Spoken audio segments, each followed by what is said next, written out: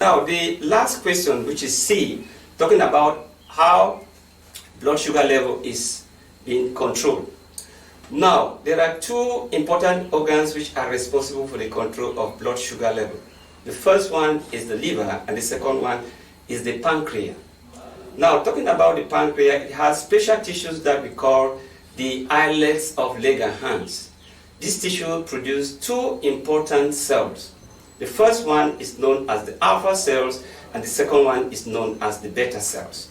The beta cells, they are the ones that stimulate the secretion of a hormone called insulin, while the alpha cells, they are the ones that stimulate the secretion of a hormone called glucagon.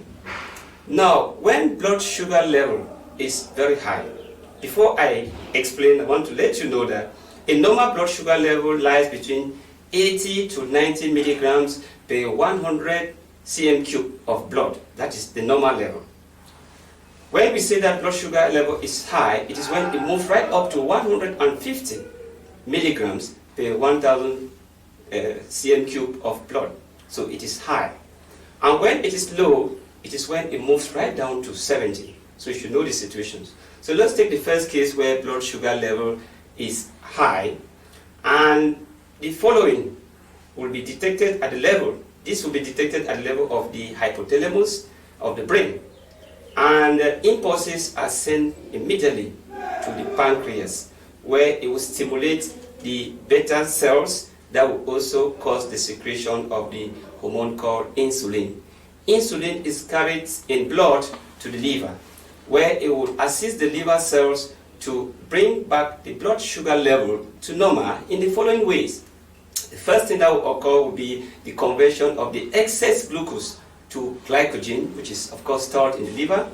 The second thing will equally be to slow down the rate of digestion. You know, when the rate of digestion is high, more glucose will be added to blood, so the rate of digestion will also reduce. Then the third thing that will happen will be the permeability of the cells. The cells will be more permeable to glucose, so that more glucose enter into the cells and is breaking down in that process of respiration. And the fourth one is that the rate of respiration will also increase, so as to break down more glucose, so that the high level of glucose in blood can be reduced. Sometimes equally, some of the excess glucose, they are also converted to fats and proteins. So that is what happens exactly when blood sugar level is very high. Now, on the other side, when blood sugar level is low, this time the alpha cells will be the ones to stimulate the secretion of another hormone called glucagon. Glucagon is equally carried in blood to the liver, where it will assist the liver cells to bring back the level to normal. And the first thing, of course, will be equally the hydrolysis of glycogen, which is stored in the liver, to glucose, so that the level can come back to normal. Then equally the rate of respiration will reduce, while the rate of digestion will increase, so that more glucose is added to blood, so that it becomes normal. So that is exactly what you have to say as far as this question is concerned. You can equally add that when the blood sugar level increases continuously, it leads to a situation which is known as hyperglycemia, and equally when it is very, very low, when it continuously decreases, then it will also lead to a situation known as hypoglycemia.